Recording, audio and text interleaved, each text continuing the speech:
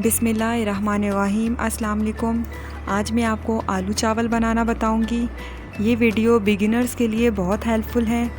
इसमें मैं आपसे 2 टिप्स भी शेयर करूंगी, तो आप वीडियो को लास्ट तक देखिए, सारे स्टेप्स को फॉलो करें। आलू चावल बनाने के लिए 1.5 गिलास मैंने चावल लिए हैं। चावलों को मैंने धोकर पानी में भिगो दिया है आधे घंटे के लिए। एक पतीली के अंदर मैंने आधा कप के करीब ऑयल डाला है। 2 कटी हुई प्याज डाल दी है ऑयल के अंदर। प्याज को मैं फ्राई कर लूँगी कलर चेंज हो जाने तक। प्याज का कलर थोड़ा सा चेंज हो गया है। अब मैं इसके अंदर 2 तेज़पत्ता, 1 बड़ी इलायची, 4 काले मिर्च, 3 अदद लौंग डाल दूँगी और इसको 1 मिनट फ्राई करूँगी।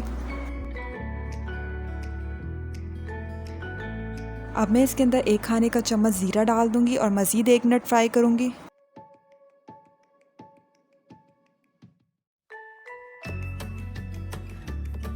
अब मैं इसके अंदर 1 खाने का चम्मच अदरक लहसुन का पेस्ट और 6 अदद हरी मिर्चों को कूट कर डालूँगी।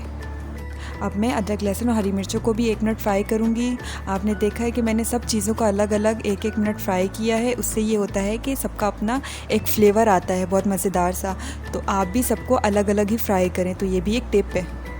1 मिनट हो गया है। अब मैं इसके अंदर 3 अदद कटे हुए टमाटर डाल दूँगी। दरमियानी आंच पर टमाटर को भी मैं मिक्स करूँगी।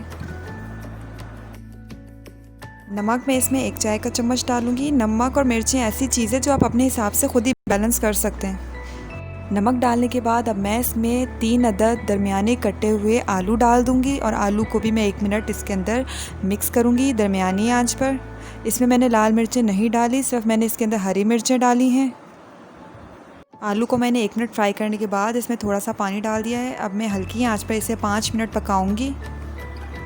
मैंने हल्की आंच पर 5 मिनट पकाया है। अब मैं तेज़ आंच पर पानी खुश्क कर लूँगी। मैं आपको यहाँ एक और टिप देती हूँ। आप अगर आलू वाले चावल बनाएं तो उसके अंदर लहसुन और हरी मिर्चों का इस्तेमाल ज़्यादा करें, उससे आपके चावल बहुत ही टेस्टी बनेंगे। और लाल मिर्चों का इस्तेमाल बिल्कुल भी ना करें, सिर्फ हरी मिर्चें डालें। ये देखिए, मैंने तेज़ आंच पर पानी को खुश्क कर लिया है, तेल अलहदा हो गया है। अब मैं इसके अंदर पानी डालूँगी।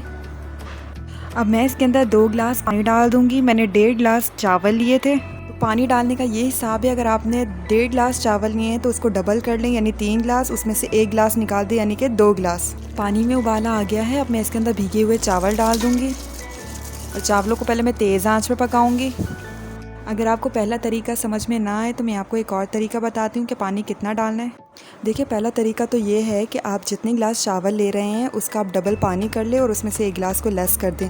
अगर आपको ये तरीका समझ में नहीं आया तो एक और तरीका है कि सबसे पहले आप भीगे हुए चावल डालें, पानी आप बाद में इतना डालें कि उसमें से आपकी जो उंगली है वो 1 इंच डूब जाए, और फिर तेज़ आंच पर आपने चावलों को पकाना है जब तक कि पानी इतना ना हो जाए। अब देखिए, इस पॉइंट पर मैं चावलों को दम कर दूंगी। बिल्कुल हल्की आंच पर ढक्कन को अच्छी तरह से बंद कर दूंगी और मैं 15 मिनट दम दूंगी।